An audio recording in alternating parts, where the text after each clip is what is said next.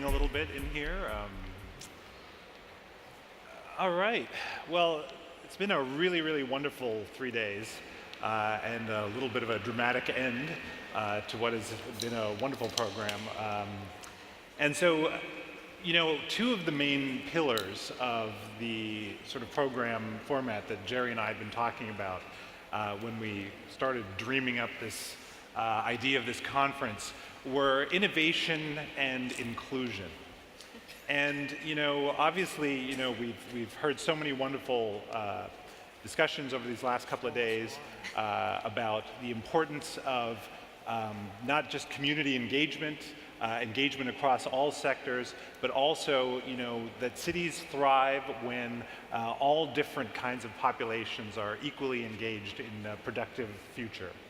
And I think that discussion is particularly appropriate for the subject matter of this session and with these wonderful panelists, because we're going to be talking about something that, you know, is both totally underfunded in society and really underappreciated, which is the burden of mental illness and the importance of mental health. You know, we talked about, you know, the Dubai delegation said that their, you know, innovations that they're creating are important for them to create a society of happy people. That's what we heard. Dan Doctoroff talked about innovations being, you know, technology being secondary to the well-being of the population. And yet, for some reason, for whatever reason, and I guess we'll be talking about that with these panelists, mental illness and its burdens on society have really been underappreciated. So thanks for all listening today, and I'll get to the panel right now. So I'm going to begin with ask all the panelists to introduce themselves and talk about who they are and who they represent. Why don't we start with you, Craig? Hi, I'm Craig Kramer. I'm the mental health ambassador for Johnson & Johnson. Most of you know us as the baby company, but we are in our 130th year now, and one of the leading healthcare companies in the world. We touch over 1 billion people a day, which is an incredible responsibility and opportunity. And I'm Henderson. I'm an advisor with the Clinton Foundation, and the Clinton Foundation wants people to live their very best lives, and part of that means a recognition that behavioral health is really preventing a lot of people from doing that, and many of our communities and cities are in crisis. And so we've been working for a number of years to really help communities lead their efforts to improve mental health outcomes. So I'm excited to talk more about that today, and glad that you guys are sticking with us despite the weather. And my name is Rong Son, and I'm from Philadelphia for the Department of Behavioral Health and Intellectual Disability.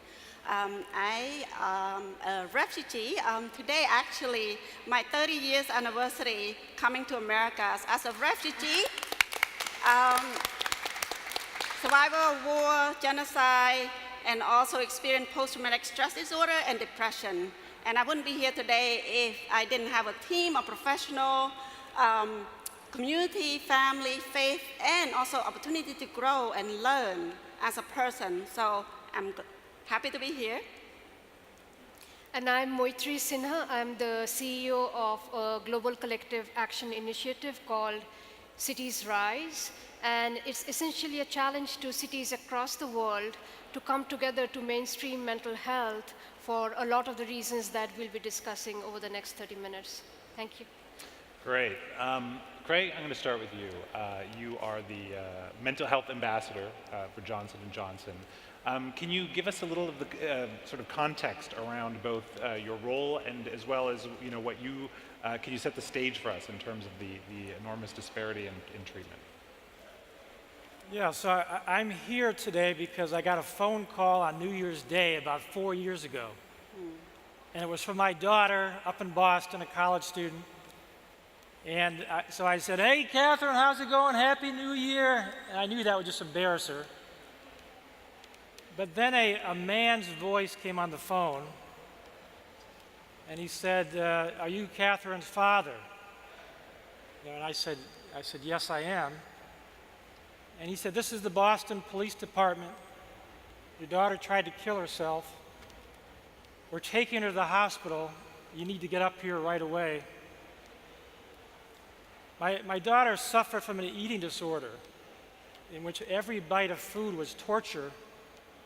and after 10 years, she had given up hope that it was ever going to get better. I'm happy to tell you that today she's doing well, but that was the beginning. That phone call really triggered in me a desire to do something more in this area of mental health. And I honestly thought my family was uniquely unlucky, but when I started to do the research, I realized that we are legion. So what have we discovered, Raj? We know now that mental illness, in terms of its economic burden on society, is bigger than cancer, diabetes, and chronic respiratory diseases combined. We know that it's a lot more common than I thought it was. 1 out of 4 people will have a clinical ailment at some point in their life. We know that it's the only chronic disease of the young. 75% of it starts by the age of 24, the age my daughter was when I got that phone call. We also know that in our increasingly knowledge-based economy, mental health is critical to our economic and social life.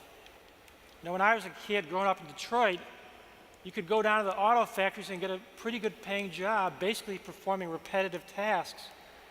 Those jobs are all automated now, and we require people coming to any type of enterprise, whether it's a nonprofit or profit-making or a government, to come with the ability to collaborate and innovate.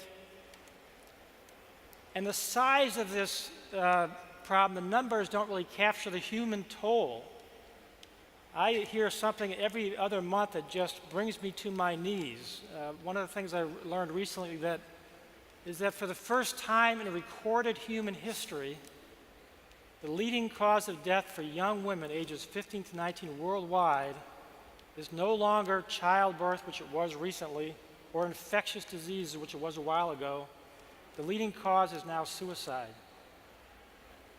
And if you're from this country, you're probably aware that we have lost more members of our military at home by their own hand since 9/11, 20 a day, than we've lost overseas. And you know, if you look globally, you see suicides rising everywhere. China alone has 2 million attempts every year. In this country, you know, I'm sad to say that we don't do a very good job of treating mental illness, and so the 3 biggest mental institutions in the country are the jails in Chicago, LA, and New York. Now, if it was just bad news, we wouldn't be up here today. So fortunately, there's a whole bunch of good news going on. Number one, young people are using social media to really throw off the chains of stigma like never before. And they're making it safe for all of us, including many of our celebrities, to start talking about their own illnesses. 2 weeks ago, Lady Gaga and Prince Harry got on a Skype call and talked about their respective mental illnesses. Terrific trends. The research community is in the middle of what's being called the golden age of neuroscience. You can now look into the brain and see the neurons firing in response to stimuli, and also chart the genomic and the biomic and the immunological components of brain health. So we're looking down in the pipeline of potential new solutions. And it's not just traditional medical companies, it's the technology companies that are getting involved. So this phone that brought me bad news may soon be able to predict and preempt mental illness. How is it going to do that? Well, number one, it knows how many steps I take. So it knows if I'm hiding out in my room. It knows how many social contacts I have every day, texts, tweets, emails, phone calls. So it knows whether I'm socially isolating, another indicator of mental illness. If I put a voice input analyzer on it, it can tell whether I have stress in my voice. It knows how I'm sleeping. So it is possible in the very near future that just like your car has that check engine light that comes on, doesn't mean your car is broken down, it means go get it checked out. Check out the pressure in your tire, the oil in your engine. You might get a check engine light for your brain from your cell phone that tells you algorithmically you're off the charts. You should go check with your parents, your loved one, your physician, your clergyman. So this was all very exciting to me, a big healthcare challenge and a lot of opportunity. And so I went to the leadership of our company. I said, I think we need to do something. I'd like to try it, and I have this great title for a job, mental health ambassador, and I'm still surprised they let me get away with it. You guys know from being in organizations that those sorts of titles don't fly. But I spent a year going around the world and listening to people about what we could do to help transform mental health care worldwide. And we heard two things, basically. One is that we don't want more pilot projects. It would be a waste of Johnson & Johnson's resources and reputation to create another pilot project. We know what works, they told us. End stigma, raise awareness, provide early treatment, early intervention like you do with any other disease. Don't wait till it gets so bad that the person's in the street. Integrate care, make sure that care is covered by insurance, which it often is not, and really take advantage of the research. We know what works. What is missing is the leadership to get this major health issue, the major health issue of our generation, on the agenda. And the rest of the people here are going to tell you how we're doing it. Johnson & Johnson is delighted to be partnering with them. But I think our vision is that mental health, because of the scale of it and the impact of it, needs to be on the agenda just the way that global warming is, just the way that Ebola was. Ebola killed 10,000 people, and that's a tragedy. In the United States alone, we lost 40,000 people that same year to suicide. So I'm going to let you all tell us how it's done and why cities are the ideal place to do that. So thank you guys for letting me be on the stage with you. Well, Rain, I think the really interesting thing is that there isn't a person in this room whose life hasn't been touched by a mental illness in some way or another. And that means that the solutions, therefore, aren't just isolated solutions. They are collective solutions. So maybe you can tell us a little bit about what the Clinton Foundation, how they're dedicated to creating these collective solutions. Yes, thank you. So to that exact point, so the Clinton Foundation has a number of different initiatives and programs that have a focus on behavioral health as part of that work. But I'll talk, primarily about our work in the United States, in communities and in cities.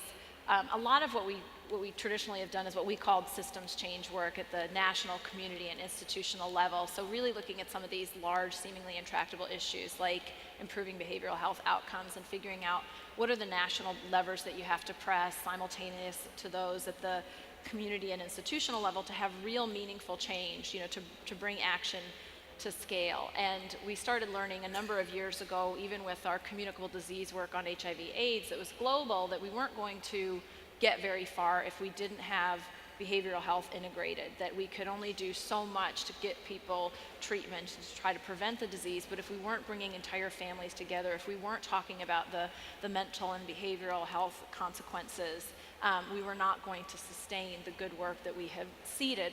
So from there, we moved on to sort of really having what's now known as sort of collective impact and collective action models of working with communities and cities, because what we know and what the research endorses is that cities and communities, while they have to work within a national and a global framework, they know best what their needs are, what their resources are, what their gaps and opportunities are, but quite often what they didn't have was a neutral convener who could come in and help bring unlikely partners, non-traditional partners, create a space where everybody could have a conversation about what the priorities are and everybody could look through a comprehensive lens. So we've been doing that work in the United States for over 11 years on predominantly chronic disease improvement. And we started to realize about 5 years ago that we absolutely had to make an explicit commitment around the integration of behavioral health. Why did we realize that? The data and the trends were alarming. So I don't know how many of you have, if you've ever looked at health maps, if you typically look at a map on obesity or diabetes, most of the chronic diseases, they trend very similarly. When you start to look at how the disease of addiction and stress and anxiety and suicide and self-harm, how they're proliferating across the country and across the globe, it looks radically different. It looks radically daunting. So diabetes and obesity, the map gets like really, really dark and concentrated as you go towards the southeastern part of the United States.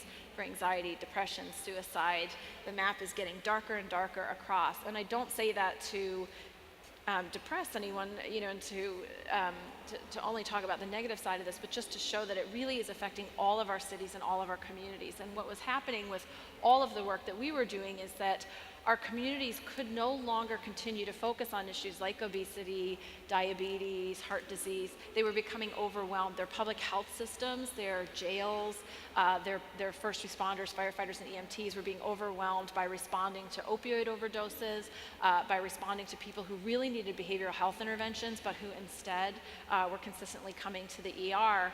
And so we said, again, we'll make this explicit commitment and we'll really work with communities to help them understand what they need to do to advance behavioral health outcomes.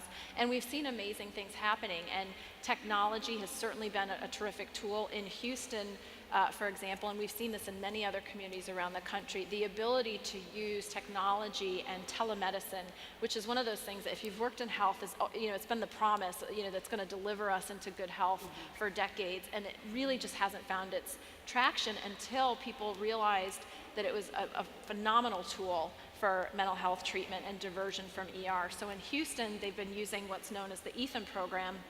And so if you call in to the emergency response system, the first thing that they will do is they will actually connect you to a system, and a responder will show up, but they will have you dial in to a physician who will do an assessment. It was initially meant for just physical health. They've now expanded that to mental health, and we've seen many programs that are similar across the country, which is really about responding in the immediate to people's needs, doing an assessment, and getting them to the right treatment instead of flooding the ER. So while the goal for Houston was initially around sort of ER diversion, ultimately what they've seen is an opportunity to really address mental health more effectively, to expand access to treatment and prevention. In the Coachella Valley, it's the Central Valley in California, we've seen where there have been disparate programs to address the mental health of seniors. It's traditionally a population where it's kind of a barbell. They have a lot of very young people who are kind of moving out for Coachella and Palm Springs and for the nightlife, and sort of the snowbird and aging population, and then a very strong migrant population in the middle. And they were finding that a lot of their aging seniors who weren't having a lot of social cohesion and were finding themselves alone very often were having huge spikes in incidences in anxiety and depression. And then in the middle, with a lot of migrant workers, as you've seen changes in the political and national landscape, there's obviously been a lot of anxiety and a lot of distress over families being able to provide for themselves, take care of one another, remain safe, have trust in their community.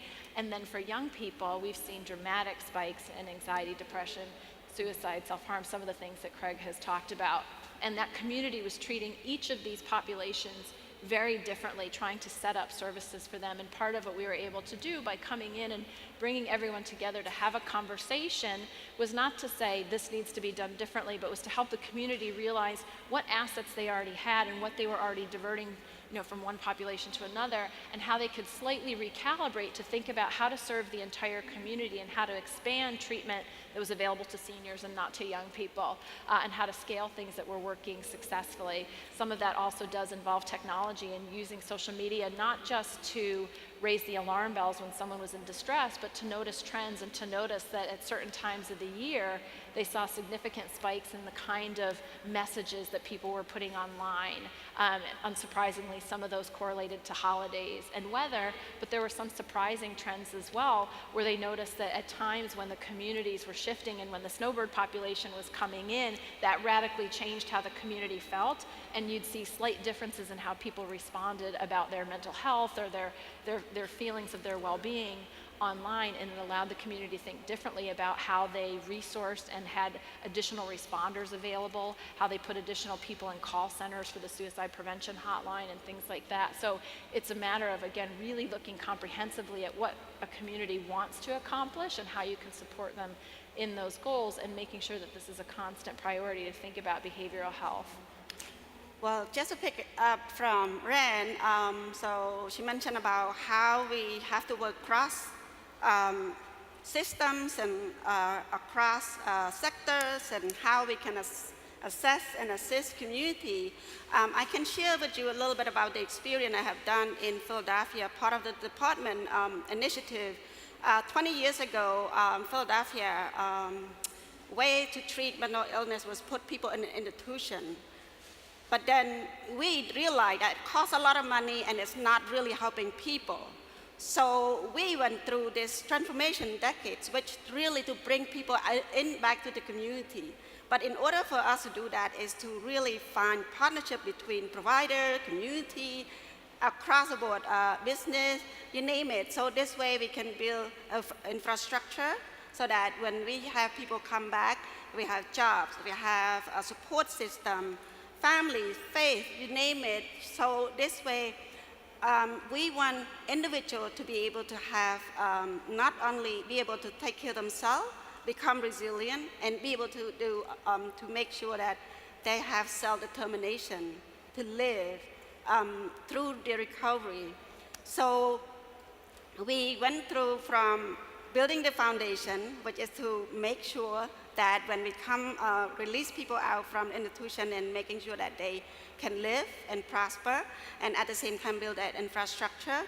And right now we're moving toward this population health because we cannot treat people in isolation. If we're focusing on the top 10 that are being diagnosed, we miss the whole health and well-being of everyone. Those who are at risk, we're trying to mitigate and intervention. And those who are healthy, want to keep them healthy. So we do a lot of community engagement. For example, we host community listening session to learn about what has been done in the community, what has been working for them. We did a little bit of research in terms of how, recently where people go from the community, especially from immigrant and refugee community, which I'm in charge to do, is that many of them, due to stigma, language, and cultural barrier, they do not seek traditional healing. So what we're trying to do is what have done in the community, what have worked for them, where do they go for help? We learned that they go to family, friend, faith, and community-based organization. With that, we work in partnership with community-based, build the capacity, train them, provide support, so that they can have the infrastructure to assist and support their community, each community at a time. And we wanted to make sure that whatever the alternative healing that they have, for example, we've been promoting storytelling. It is so powerful that when we share story, we can relate and resonate with one another. And then we do engaging community come together and to look at what can they do, what skill, and engaging through that process. People who have skill, art and craft, we encourage and support them in ways that take their mind out of whatever it is, and promoting learning and also entrepreneurship, those kind of stuff, peer support and training. And for example, this is our healthymindphilly.org. It's a help yourself, help other. We train, like for the last year and a half, we trained over 20,000 adult and youth to become, to know what to do in crisis and also to able to help their peer and community. So we provide this train the trainer so that people who get trained to train their community, that we can reach out to a bigger audience and impact a larger community. The innovative idea that we have come up with is that every community have different needs and the approach to healing is different. What can we do to understand and to capitalize on what already exists in the community and how we can support them, empower them, and build their capacity and be able to bring them up and be able to live in a harmonious way in the community. So our goal moving forward is how to keep everyone healthy. That's from the city of Philadelphia. That's great. Thank you. Well, so we've heard of individualized solutions, we've heard of community-based solutions. Now let's talk about this on a global level, and that's what mhNOW is doing. And I really think this is a very interesting thing. You've got this initiative called citiesRISE, and it's a global network of cities that are sort of taking solutions and implementing them at scale. Can you tell us a little bit about that? Sure. So just stepping back a little bit in terms of the context here is that my own background came more from the private sector with GE 14 years, both on the research innovation side, but also on the philanthropic side. And one of the things there was all about large-scale system changes. And about 2 years back, I joined a group called the Global Development Incubator, which was really about looking at some of the largest issues that face the world or humanity, and where it's not possible for any single organization to drive large-scale social changes, how do you really incubate cross-sectoral partnerships towards a common operating plan? So that was my introduction to mental health about 2 years back. And I originally come from India, and growing up there, mental health is completely a hidden issue. My only memories are that of a widowed aunt in a white sari who was always locked up. And so about 2 years back, little bit, some of the personal notes that Craig and others were sharing, as we were studying the field of mental health, what was fascinating was that on one hand, the magnitude of the issue and the complexity of the issue was immense. How do you create some kind of a systemic framework that allows you to cut across multiple issue areas, whether it's depression or schizophrenia? It's something that cascades into every aspect of life, whether it's housing, education, productivity. So how do you take a system that's so massive and so complex, but create something that you can actually have, something that you can scale in a very systemic way? And on the other hand, what was fascinating is that the amazing number of innovations that was happening through the world. So as we were scanning the universe of innovations, whether it's technology innovation, policy innovation, business model innovations, there's work that's private sector like Philips is doing in Kenya, where they're taking the concept of Uber and looking at hidden capacity in existing people. How do you create digital systems of peer support network? You look at Vietnam, and they're looking at the intersection of livelihoods and mental health, and understanding that when people are productive, that's a huge way to tackle on an issue like that. Issues like housing, and you have parallel models happening in Los Angeles, happening in Chennai. So long story short, the idea was that these are happening all in silos. So you have this universe of bright spots, but nothing that's connected in an integrated framework. And they were also happening, operating at much smaller scale. So what we really thought was the timing is really, really right in terms of doing something at a large scale for mental health. So about a year back, when the World Bank and the WHO, they got together to essentially recognize that it's no longer just a health issue, it's fundamentally a development issue. That's when we launched the initiative. It was earlier called Mental Health Now, in terms of the urgency for practical action. And because we chose this strategy of network of cities, it's something that we are now calling citiesRISE. But it's essentially a platform that's drawing on the different institutional strengths, whether it's Johnson & Johnson, whether it's Philips, whether it's Verily, the private sector actors, whether it's the World Bank, whether it's the best of academia, whether it's Harvard or King's College London, and most importantly, all the local social entrepreneurs and the innovators. How do you create a framework where you come behind local action, but in a global network, so that the innovations don't stay siloed? So you can learn from what Philadelphia is doing to what Chennai is doing or what Nairobi is doing. So that was a little bit of the ethos of this collective action initiative called citiesRISE. And the way it's structured right now is that we have made this ambitious goal that by 2030, to have the first set of 30 cities globally across the world come together to create some common standards defining what is mentally health-friendly city, what are some core domains of change, so that Seattle might choose its own priorities, New York might choose its own priorities, or maybe Da Nang in Vietnam or Kumasi in Ghana, but they are moving towards a common roadmap. There's a common language, and there's shared resources. So that's a little bit of the framework, Raj, and I'll be happy to share more. Well, I think it's a very truly exciting initiative, and I do love this idea of cities with their inherent networks being sort of activated to make an impact in the holistic manner that has been described. I think that that's really the opportunity, that cities have within them the ability to solve these problems, both, whether it's the education system, the criminal justice system. There's so many dimensions to cities that if there were cross-sectoral collaborations, that these solutions will reveal themselves and can be scaled.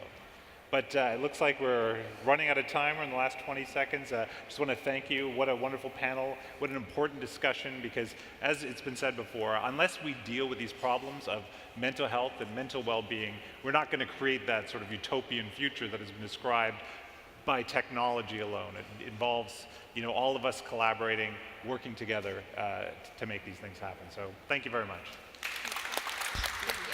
Please welcome Chairman, Global Futures Group, Jerry Hulton. Hey. All right. All right. All thousands of you, don't leave before I close the event. So, hey, we started with smart cities powered by people. And to do that, we organized town hall meetings and had the whole city come in month after month and tell us what to do. And this is what they said to do, is engage everybody, including this last event. Think of it, mental health and smart cities, techno and mental health joined together. So when I started, I said, listen and learn, meet people, collaborate, and figure out how to have impact. So I hope that last piece is beginning to form in your mind, which is, what impact are you going to have on this city or your city around the world? You've got the tools, you've got the friends, you've got the support of everyone that's here. Leverage it. So I'd like to thank a few people that made this happen. First to Raj Pannu and Emergence Creative and Eric for being our partners with Global Futures Group. Yes, and the whole team, you're all here. Thank you to everyone we've spent months of late nights and early mornings making this happen, and it's been a great success. Secondly, to Empire Entertainment and JB Miller for helping us put on this fabulous event here and turn this into a real showcase. And third, to the Brooklyn Navy Yard for giving us such a great venue and being such a great partner. So tomorrow, by the way, it's not over. Tomorrow we are doing a show for young people on what the education and training in their life can do to lead them into this career. And secondly, a jobs fair so that young people can begin to get jobs in this field. So there's more to do tomorrow. I also like to thank our sponsors, because you do not do this show without a lot of sponsorship. So to Microsoft, to Smart Dubai, to Union Point, to Deloitte, and all the other sponsors who stepped up, thank you very much for being partners with us on this and allowing us to do this. So think of where we're at now. You've heard many people set the agenda, and it was pretty consistent, which is technology is great, but if you don't have people giving input, helping direct it, figuring out what the outcomes are, you really don't have the solutions that we need in our cities. And the imperative is pretty strong. The world does not work at 2050 unless there's a major change in how our cities operate in the next 25 years. So this is not just a walk in the park. This is not just interesting because it's all cool. This is really the question of, how does this planet survive and have great places for people to live? So build that, make it happen. So with that, we're closing this piece of the event. Enjoy the swim home, and we'll see you next year. Bye-bye.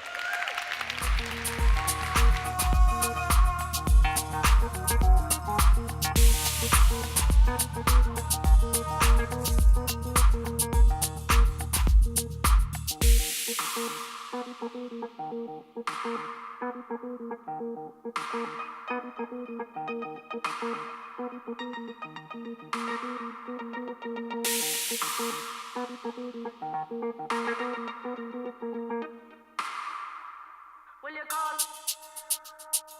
call?